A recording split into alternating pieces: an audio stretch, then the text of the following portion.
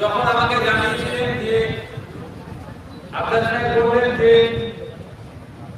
আমাদের ছোট ভাইয়ের মৃতবার্ষিকীতে আমরা রক্তদান শিবির করব, কিছু দুস্থ মানুষের হাতে বস্ত্র তুলে দেব এবং পরিবেশের ভারসাম্যের কথা মাথায় রেখে, যেটা আমার ছোট ভাই সবসময় করতেন, সামাজিক কার্যকলাপ, তাই আমরা বৃক্ষরোপণের ব্যবস্থা করবো। আপনাকে আসতে হবে। আমি এনাদের জিজ্ঞাসা করলাম যে ডেটটা কবে, এই ডেটটা বললে ফাইনাল হলো, আমি চলে আসলাম। এখন যারা উপস্থিত হয়েছে রক্ত দিচ্ছে, আমি রক্ত দিয়ে আমি দুটি করে কথা বলে আমি যখন এখান থেকে তো আমাদের কুরবান ভাইয়ের সমাধিস্থলে যাচ্ছি, একটা কথা বলে গিয়েছিলাম যে আমরা কাদের হাতে দায়িত্ব তুলে দিচ্ছি, সেই বিষয়ে আমরা যারা এখানে উপস্থিত আছি সব থেকে ভালো বলতে পারবো আমাদের ডক্টর সাহেব যারা আছে যে রক্তদানের উপকারিতা কি। রক্তদানের মাধ্যমে আমাদের কাজ আসতে পারে, এটা আমরা সব সময় শুনে এসেছি। আমি একটু বাইরে গিয়ে মেডিকেল সায়েন্স কি বলছে একটু করব, যদি আমি এক্সপার্ট না মেডিকেল সায়েন্সে, এটা আপনাদের কাছ থেকে আমরা শিখেছি, শেয়ার করি। সেটা মেডিকেল সায়েন্স বলছে কোন পুরুষ 90 দিন ছাড়া, কোন মহিলা প্রতি 120 দিন ছাড়া যদি নিয়মিত রক্ত দেয়, তাহলে ক্যান্সার রোগের ঝুঁকি বা সম্ভাবনা অনেকটা কমে যায়। মেডিকেল সায়েন্স বলছে কোন পুরুষ যদি, কোন মহিলা যদি নিয়মিত রক্তদান করে, তাহলে স্ট্রোকের সম্ভাবনা অনেক কমে যায়। পৃথিবীর জন্য 10টি ভয়ঙ্কর রোগের নাম বলি, সেই 10টি রোগের মধ্যে 5-এর মধ্যে ক্যান্সার আর স্ট্রোক আজকে আমরা দেখতে পাচ্ছি। ক্যান্সার রোগটা আগে একটা সময় ছিল জেলায় হয়তো একটা করে পাওয়া যেত না, তারপরে ব্লকে ছিল, এখন পাড়াতে এসে যাচ্ছে। এর থেকেও পরিত্রাণ আমাদেরকে পেতে হবে। আমি বলছি না যে রক্তদান করবেই একদম সে ক্যান্সার থেকে মুক্ত যাবে নয়, কিন্তু ক্যান্সার থেকে যদি আমি মুক্তি পেতে চাই, আর 5টা মেডিকেলের যে গাইডলাইন আছে সেটাকে মান্যতা দিয়ে যেমন চলতে হবে, তার সাথে সাথে যদি আমরা নিয়মিত রক্তদান করি, তাহলে আমরা ক্যান্সার থেকে মুক্তি থাকতে পারি বা স্ট্রোকের মতো ভয়ঙ্কর অ্যাটাক থেকেও আমরা মুক্তি থাকতে পারি। আপনারা শুনলে অবাক হবেন যে যারা স্ট্রোকে আক্রান্ত হয়, প্রায় 70% মানুষ তারা আর কর্মকাণ্ড তারা হারিয়ে ফেলে, হয়তো জীবিত থাকলেও তারা স্বাভাবিক জীবনযাপন করতে পারে না। আমি অনুরোধ করবো আপনাদেরকে, যারা আজকে রক্ত দিয়েছেন, যে রক্ত যোদ্ধা, জানিয়ে বলবো আপনারা বেশি বেশি মানুষকে আহ্বান করবেন, এই রক্তদান শিবির করবেন। শিবির করলে যেমন সম্প্রীতির বার্তা যায়, ঐক্যের বার্তা যায়, সৌহার্দ্যের পরিবেশ গড়ে ওঠে, অন্যের প্রাণ রক্তদানের মাধ্যমে সাথে সাথে আপনি একজন স্বাস্থ্য সচেতন ব্যক্তি হিসাবে নিজেকে গড়ে তুলুন। এই রিসেন্ট শারদোৎসব গেল, আমি এটা বারবার বলি, অনেক দুর্গা উৎসব কমিটি, অনেক নবী দিবস কমিটি, অনেক জলসা কমিটি, অনেক ক্লাব বা আমাদের কুরবান ভাইয়ের স্মৃতিতে তার অনুগামীরা, তার বন্ধু, তার পরিবার পরিজন যে এই ধরনের রক্তদান শিবির করছে, আপনারা সেখানে গিয়ে নির্দ্বিধায় আপনাদের রক্ত দিয়ে রক্তের আমরা ধর্ম, বর্ণ, জাত যেমন দেখি না, যখন প্রয়োজন হয় তো রক্তদানের ক্ষেত্রেও কোন ব্যানারে হচ্ছে, সে কোন রাজনৈতিক ব্যানার হতে পারে, ধর্মীয় ব্যানার হতে পারে, সামাজিক প্রতিষ্ঠানে বা সামাজিক সংগঠনের ব্যানার হতে পারে, সেই দিকে আপনারা একবারের জন্য বিবেচ্যের মধ্যে আনবেন না। 90 দিন হয়েছে, সামনে যে রক্তদান শিবির পাবে সেখানে গিয়ে রক্ত দেবেন, এই অনুরোধ আপনাদের কাছে আমরা করছি। কারণ যেভাবে রক্তের ক্রাইসিস, আমার এক্সাক্ট এই মুহূর্তে ফিগারটা মনে আসছে না, কোভিড পিরিয়ডে ওয়েস্ট বেঙ্গলে পার ডে প্রায় 11 থেকে 1200 ইউনিট রক্তের প্রয়োজন হতো। এক্সাক্ট আমার ইংলিশটা মনে আসছে না। আর আপনার এমন এই সময় প্রায় 2500-এর কাছাকাছি ইউনিট রক্তের প্রয়োজন হয় পার ডে। সেই তুলনায় কিন্তু আমরা রক্তের যোগান দিতে পারি না। কিন্তু এই রক্তের যোগান দেওয়াটাও কিন্তু কুরবান শাহর পরিবারের কাজ নয়, রক্তের জোগান দেওয়াটা দুর্গা উৎসব কমিটির কাজ নয়, রক্তের জোগান দেওয়াটা ঈদের মিলাদুন্নবী কমিটির কাজ নয়, রক্তের জোগান দেওয়াটা সরকারের কাজ। কারণ এটা ফান্ডামেন্টাল রাইটসের মধ্যে পড়ছে। আমি অসুস্থ হয়েছি, আমার রক্তের প্রয়োজন, যে সরকার দায়িত্ব নিয়ে চালাচ্ছে তাকে রক্তের ব্যবস্থা করতে হবে। কিন্তু অবদত্ত সরকার বারবার অন্যের ঘাড়ে দোষ ঠেলে দিয়ে নিজের কাজ যেটা দরকার সেটা করতে ব্যর্থ হচ্ছে। আর আমাদের মতো যারা বিরোধী দল থেকে রাজনীতি করছি বা সামাজিক সংগঠন বা বিভিন্ন ধরনের সংগঠনের পক্ষ থেকে আমরা রক্তদান শিবিরের প্রোগ্রাম করছি, সেটাকে বিলম্বিত করা কিভাবে যায়, সেটাকে কিভাবে আটকানো যায়, সেটাকে যখন ডিস্টার্ব করা যায়, শাসক দল সেখানে সর্বোচ্চ প্রচেষ্টা চালায়। কিন্তু শাসকের উচিত ছিল, তাদের সরকার চলছে, যে আমার একটা হসপিটালে ভর্তি হয়েছে, সন্তান প্রসবের সময় এসেছে, এর রক্তের প্রয়োজন হতে পারে, রক্তের ব্যবস্থা করে দেওয়া সরকারের কাজ, তারা ব্যর্থ হয়েছে। সেই ব্যর্থতা থাকছি আমরা, এই কুরবান শাহ পরিবার, কুরবান শাহ পরিবার। বলবো আপনাদের যে এটা বলতে দেখায় আমি ভাঙড়ের বিধায়ক থেকে এসেছি, আপনাদেরকে আমি কি বলবো, আমি আপনাদের 24/7 পলিটিক্স করছি, কিন্তু আমি আজকে এটা রাজনৈতিক ব্যানার নয়, কুরবান শাহ পরিবারের এবং তার অনুগামীদের ব্যানারে প্রোগ্রামে আসছি। কিন্তু আমাদেরকেও সচেতন অ্যাওয়ারনেস করতেই হবে। তাই অনুরোধ আমাদের, আপনাদের কাছে আমার অনুরোধ যে আপনারা ব্লাডটা দিচ্ছেন, হয়তো ভাবছেন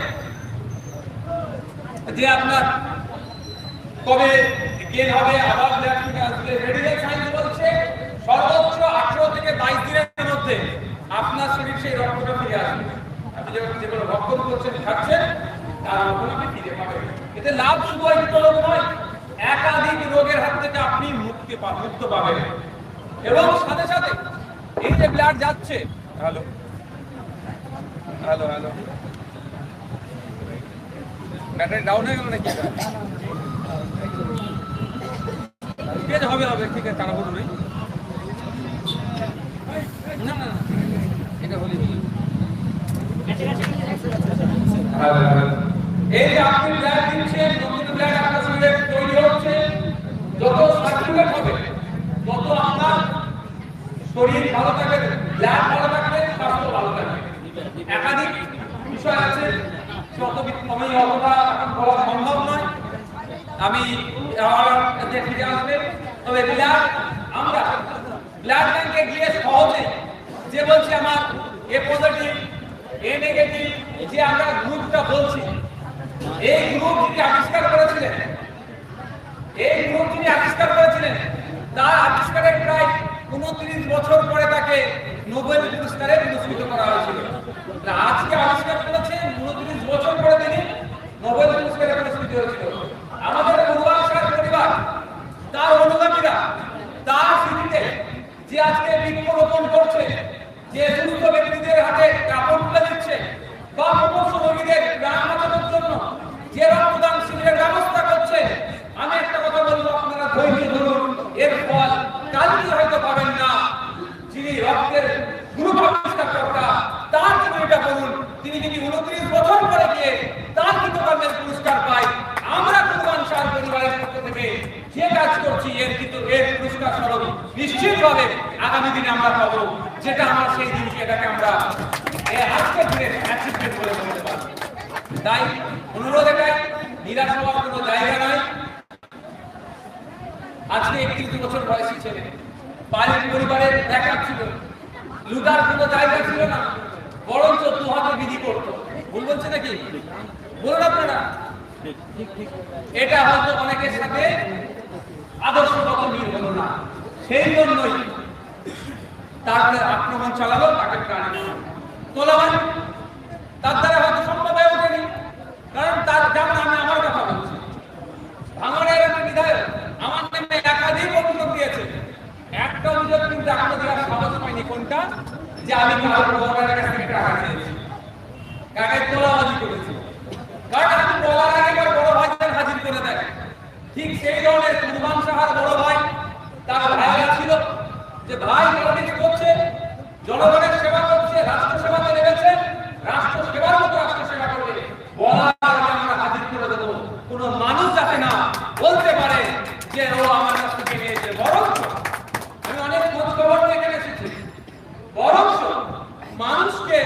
তার নিজের গার্ড থেকে, নিজের পকেট থেকে মানুষকে দিচ্ছে। সেই জন্য অনেকে সহ্য হয়নি।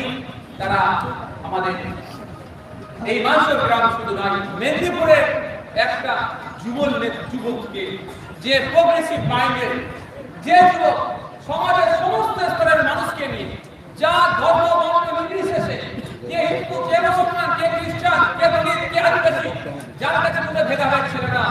তার একটাই পরিচয় থাকতো মানুষ, আর সে মানুষ হিসাবে মানুষের পাশে দাঁড়াতো। এই জন্য অনেকে চক্ষু শুনে হয়েছিল তাকে আক্রমণ, তাকে প্রাণে মারলো। কিন্তু তাকে প্রাণে মারলেও আমাদের মন থেকে তাকে মুছে দিতে পেরেছে কি? আমাদের মন থেকে তাকে মুছে দিতে পারেনি। বরঞ্চ যারা সমাজ বিরোধীদের আশ্রয় নিয়ে, সমাজ বিরোধীদের সাথ নিয়ে তাকে খুন করলো, আজকে তারা অনেকে মুখ লুকিয়ে দাঁড়াচ্ছে। আমি একটা জিনিস ভেবে পাচ্ছি না যে আমরা কোন সমাজ ব্যবস্থাতে আছি, কার হাতে এই সমাজ ব্যবস্থা পরিচালনার দায়িত্ব তুলে দিচ্ছি। আমার পরিবারের লোকজন খুন হলো, আমার পরিবার মানে সরকারের কথা বলছি, তো পরিবারের লোক খুন হলো, আমি ক্ষমতাশালী, আমার পরিবারের লোকের এখন আমি 6 বছর হয়ে গেল বিচার দিতে পারলাম না। সে কোন মুখে আমার তিলোত্তমার বিচার তার কাছ থেকে আমি আশা করব? আমার আনিসকে যারা খুন করেছে, কোন মুখে তার কাছ থেকে আমি আশা করব? আমার বিদ্যুৎ মন্ডলকে যারা খুন করেছে, আমার রুমাওয়ালাকে যারা আক্রমণ করেছে, আমার পুরুলিয়াতে শিকারি মুরাকে যারা পুলিশ কাস্টডিতে নিহত করে মেরেছে, তাদের কাছ থেকে বিচার কিভাবে আশা করব? তারা তো শাসক দলের ছিল না। আমি অবাক হয়ে যাচ্ছি। আমি যখন এই ঘটনাটা পেপারে পড়েছিলাম, কিন্তু ওই পেপারে পড়ার মতোই তখন মাইন্ড ছিল না। রিমাইন্ড যখন আমি করছি আমাদের সাথে কথা বলে, আমি হতভম্ব। আমি হতভম্ব হয়ে যাচ্ছিলাম যে আমরা কার হাতে সরকার পরিচালনার দায়িত্ব তুলে দিচ্ছি ভরসা করে, যে তার দলের ব্লকের কার্যকারী সভাপতি, তৃণমূল কংগ্রেসের কার্যকারী সভাপতি, পঞ্চায়েত সমিতির সহসভাপতি, তার স্ত্রী এই অঞ্চলের এই ধরনের আর যথেষ্ট সমাজধর্ম পরিবার থেকে বিলং করে, সাথে সাথে তার পরিচিতির ব্যক্তি শুধু ব্লকের মধ্যে সীমাবদ্ধ নয়, ব্লক ছাড়িয়ে জেলা, জেলা ছাড়িয়ে রাজ্য স্তরে পৌঁছে গিয়েছিল। এই ধরনের একটি নেতাকে খুন করলো, এখনো বিচারের ব্যবস্থা করা হলো না। উল্টে সরকার তার নিজস্ব ক্ষমতা দেখিয়ে, ক্ষমতা প্রয়োগ করে এই মামলাটিকে ডিসমিস করার চেষ্টা করে দিয়েছিল। মানে ভাবতে পারছেন আপনারা যে কার উপর ভরসা করে আপনি আশা করছেন যে ঘাটালে মাস্টার প্ল্যান হবে? আমি আপনাদের একটা কথা বলি, এটাই প্রসঙ্গ নয়, তাও বলি, একটা মিডিয়ার ভাইরাল করেছে সেই প্রসঙ্গ, ঘাটালে মাস্টার প্ল্যানের কথা বলি। আমি একটা আপনাদের বলছি, মেঘ না চাইলে যদি বৃষ্টি হয়ে যায়, তাহলে মেঘ চাওয়ার কি প্রয়োজন আছে? আপনার আমার ভোট যখন শাসক পেয়ে যাচ্ছে, দুটো শাসক, একটা কেন্দ্রের শাসক, একটা রাজ্যের শাসক, এমনিতে যখন আপনার আমার ভোট পেয়ে যাচ্ছে, আপনার আমার তো আর উন্নয়ন কেন হবে? একবার আমার অনুরোধ, এটা রাজনৈতিক মঞ্চ নয়, সেটা আমি সচেতন করার জন্য বলছি, কেন্দ্রের সরকার আর রাজ্য সরকার, এই দুই সরকারের বিরুদ্ধে ভোট করুন। আপনাকে আমি বলে যাচ্ছি, তেড়ে ফুড়ে আসবে, কি হয়েছে না হয়েছে আলোচনা করবে, দেখবে, দেখে তখন আপনার ঘাটার মাস্টার প্ল্যান শুরু হবে। সমস্যা হচ্ছে আমাদের কি বলুন তো, আমরা সরকারের বিরুদ্ধে গিয়ে ভোট করছি, এই রাজ্য সরকারের বিরুদ্ধে গিয়ে ভোট করলে কেন্দ্র সরকারকে ভোট দেবে, আবার কেন্দ্র সরকারের বিরুদ্ধে গিয়ে ভোট করলে রাজ্য সরকারকে দিচ্ছি। এরা একে অপরের পরিপূরক, ফলে আপনার ঘাটাটা দিচ্ছে। আমি দেখছিলাম এই গতবারে বন্যাতে, যে বন্যা হয়েছে, একজন আমার হিন্দু সমাজের মানুষ মারা গিয়েছে, দাহ করার জায়গা কিন্তু নয়, এটা খেলাতে ঘুরে অন্য জায়গায় গিয়ে দাহ করতে। এর থেকে দুর্দশা আর আমাদের কি হতে পারে? এর থেকে পরিত্রাণ তখনই আপনারা পাবেন যখন আপনারা এই সরকারের বিরুদ্ধে গিয়ে ভোট করবেন। আমি ভাঙড়ের বিধায়ক, ভাঙড়ের ইতিহাস দেখুন, 2011-তে সরকার এসেছে, আজকে 2025, মন্ত্রীকারের 14 বছরের ইতিহাস দেখুন। 2021 সালে 23-এর পর থেকে ভাঙড়ের যে, মানে 2021-এর পর থেকে ভাঙড়ের যেভাবে উন্নয়ন হয়েছে, 2011 থেকে 21 10 বছরের উন্নয়ন হয়নি। কেন বলুন? শাসক না চাইলে, মেঘ না চাইলে বৃষ্টি হচ্ছে, যখনই আমাদের মানুষ শাসকের বিপক্ষে গিয়ে ভোট করালো, আমাকে ভোটে জিতালো, শাসকের তখন সমাজ নড়লো, তখন কাঠের ব্রিজগুলোকে কংক্রিটের ব্রিজ করা হচ্ছে। কংক্রিটের ব্রিজ যেগুলো দুর্বল সেইগুলোকে সবল করা হচ্ছে, স্ট্রিট লাইট লাগানো হচ্ছে, পানির জলের ব্যবস্থা হচ্ছে, আমাদের উন্নয়নের এখন জোয়ার করছে। আপনাদেরকে একটা অভিজ্ঞতার কথা বলছি যে আমি আস্তে আস্তে দেখছিলাম দাঁড়িয়েছিলাম একটু জমিতে, ওই দিক থেকে একটা নৌকা যাচ্ছিল দড়িতে ধরে, আমি বাবার সিকিউরিটি বলছিলাম সেফটি সিকিউরিটি কিছুই নেই, লাইফ জ্যাকেট যেগুলো বলে চলতি কিছু আছে, যে কোনো সময় যদি ওই নৌকাটা উঠে যায় প্রাণহানি হতে পারে। তো ওটা কার দায়িত্ব? ওটা তো সরকারের দায়িত্ব। সরকার যে কেউ থাকতে পারে, আপনিও সরকারে থাকতে পারেন, সংবিধান সেই পাওয়ারটা আপনাকে আমাকে দিয়েছে। তো এটা সরকারের আরেক ছোড়ার দরকার, সরকার আরেক করতে ব্যর্থ হচ্ছে। তো ব্যর্থতা তখনই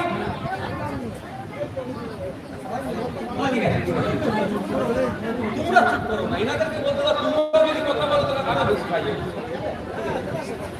সরকারকে তার ডিউটিটা বোঝাতে তখনই হবে যখন সরকারকে ভোট সরকারের বিপক্ষে আপনারা দেবেন। আমি আপনাদের বলবো সজাগ সচেতন হতে হবে। এখন গল্প শোনাচ্ছে, আমি কালকে আমাকে এখানে এক সাংবাদিক ভাই ফোন করেছিলেন যে আমি এখানে এসেছি বলে এখানে কোনো এক আমি মনে করি 4 আনার নেতা হবে, এর থেকে বেশি মনে করি এদের দলে যদি সুপ্রিম আছে তার সাথে আমি দলে এরা কি বলেছেন কোন একটা দলে সুবিধা হয়ে যাবে। আরে আপনি কাঠমানি খাওয়া বন্ধ করে দেন না, আপনি কুরবান শাহ পরিবারের জন্য মিথ্যা চাইতে বন্ধ করে দিন, এই সাক্ষী দিচ্ছে বলে এটাকে কিডন্যাপ করা বন্ধ করুন। আরে কখনো তো নোংরা কেস, গ্যাং রেপের মতো নোংরা কেস দিয়ে এনাদেরকে আপনারা আটকানোর চেষ্টা করছেন, এটা বন্ধ করুন না। এই অসভ্যতাপনা বন্ধ করলে নওশাদ সিদ্দিকী আসতে লাগবে না। যত আপনারা অসভ্যতাপনা করবেন এদের পাশে আমি থাকবো, এটা বলে যাচ্ছি। এদের হয়ে লড়াই অবাক হচ্ছে, অবাক হয়ে যাচ্ছে। শাসকের উচিত ছিল আর সর্বোপরি যার নামে অভিযোগ বা যাদের নামে অভিযোগ এখনো পর্যন্ত মানে যতটা পেপার ভিজুয়ালি আমরা দেখতে পাচ্ছি সে কিন্তু এখনো পর্যন্ত বিজেপি নেতা। ভিজুয়াল তাই নেই নাকি? ভিজুয়ালি কোনো প্রমাণ নেই, সে এখন অন্য ধরেছেন বিজেপির নেতা তৃণমূল নেতাকে খুন করলো, সেই বিজেপির নেতাকে বাঁচানোর জন্য মমতাময়ী সরকার তৎপর। কেন? যদি বলে যে সে দল চেঞ্জ করেছে তাহলে চেঞ্জটা কোথায় করেছে? নিশ্চিতভাবে জেলের মধ্যে। আজকাল কি এই রাজ্য সরকারের সৌজন্যে জেলের মধ্যেও পতাকা আদান প্রদান হয়?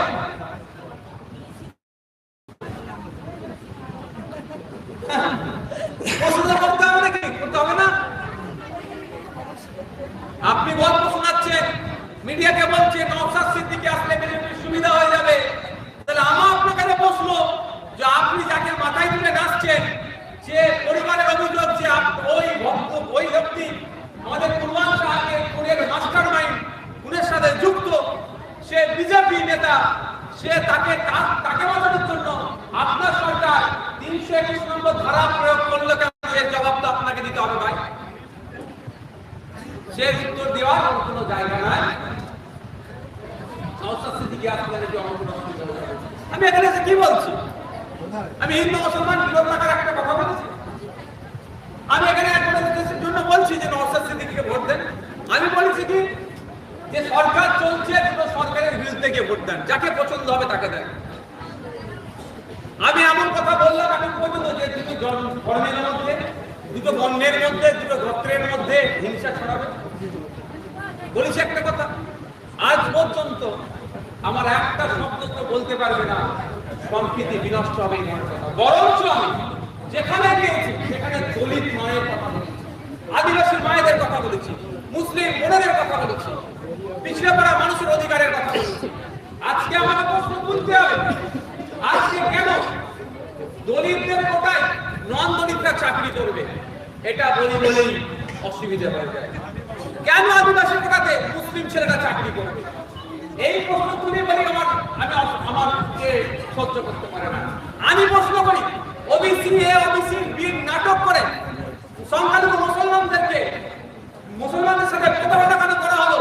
এই কথা বলি বলে আমাকে সহ্য করতে পারে না। এক কথায়, যদি কারোর প্লেটে বিরিয়ানি থাকে, সেই বিরিয়ানিটা ছেড়ে কি আর ডাল ভাত করতে আসবে? আপনারা বলছেন জঙ্গল হাসছে, পাহাড় হাসছে, সব হাসছে, গল্প শোনাচ্ছেন, যেখানে যাচ্ছে তারা মানুষকে আমার পাশে এসে দাঁড়াচ্ছে। আপনি বিরিয়ানির প্লেট দেখিয়ে ওদের ডাল ভাত দিচ্ছেন, আপনি কি করছেন? লুট করে দিচ্ছেন। আর নওশাদ সিদ্দিকী যখন যাচ্ছে, যাদের মাল লুট হয়েছে তারা এসে দাঁড়াচ্ছে নওশাদ সিদ্দিকীর পাশে। আপনাদের অসুবিধা হচ্ছে? আমাদের পার্টিতে তো টাকা দিয়ে মেম্বারশিপ করে, এই পার্টি পছন্দ করে বলছি, টাকা দিয়ে মেম্বারশিপ করতে হয়, তারপরও লাখ লাখ মানুষ তাহলে ঢুকছে কেন? আর যে তৃণমূলের নেতা বলছিলেন নওশাদ সিদ্দিকী আসলে আমাকে লাভ হবে, আমাকে লস হবে, সেই পার্টিতে জয়েন্ট করলে তো টাকা পাওয়া যায়। আর আমার তো উল্টো ওই হবে। আজকে জয়েন্ট করে টাকা যাবে, কারণ আমার পূর্বান ভাইয়ের ওদের স্বার্থে যদি আঘাত লাগে, আমি অনুরোধ করবো আপনাদেরকে, আসুন ঐক্যবদ্ধ হয়, মাইসরের মানুষ, পাঁশকুড়ার মানুষ ঐক্যবদ্ধ হয়। আমাদের পূর্বান শাহকে যারা যারা খুন করেছে তাদের প্রত্যেককে যতক্ষণ না সর্বোচ্চ শাস্তির ব্যবস্থা আমরা করতে পারছি, আমরা কিন্তু নিশ্চিন্তে ঘুমাবো না।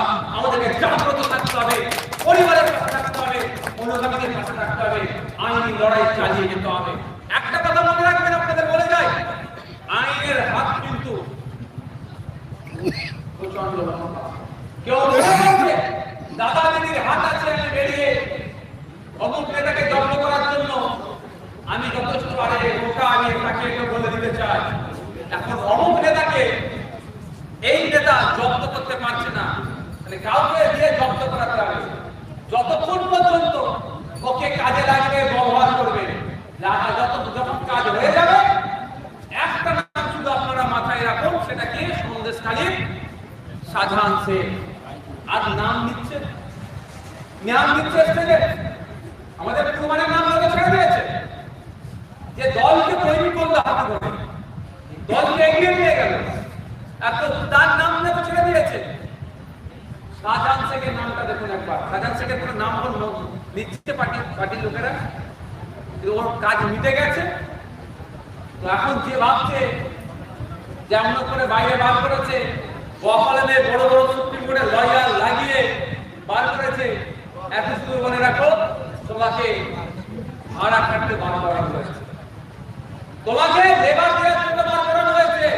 তোমার ডিউটি মিটে যাবে, তোমার নতুন জায়গায় তোমাকে ফিরে যেতে হবে। আইন বলছে তুমি ছাড় পাবে না। আইন লড়াই চলছে, হুমকি হামকা দিচ্ছে, সে আইনি ভাবে লড়ে নেওয়া হবে। কত মিথ্যা মামলা আমার নামে একটা কথা বলে যায়, আপনাদের এখানে দাঁড়িয়ে ভয় পাওয়ার কোনো জায়গা নেই। আশা করছি একটা ভয় পান না, লড়াই করছে। আমার নামে এখন পর্যন্ত প্রায় 19টা মামলা দিয়েছে। আমার অপরাধটা কি?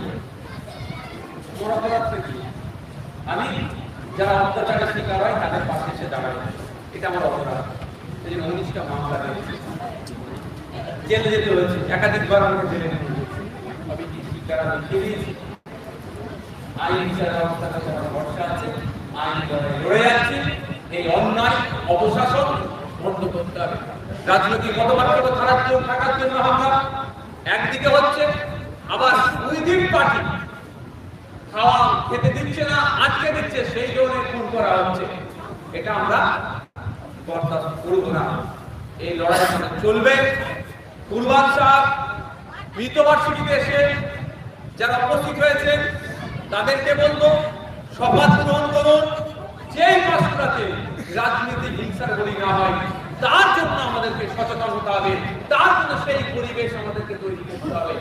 এটা আমাদেরকে সকলকে শপথ নিতে হবে। নাহলে আজকে আমাদের আফজাল শাহ পরিবারের লোক দিয়েছে, তার অনুগামীদের একজন হারিয়েছে, কালকে আপনার আমার পরিবারের লোক চলে যেতে পারে। এই নোংরামি যদি চলতে থাকে, এই নোংরামি বন্ধ করতে হবে।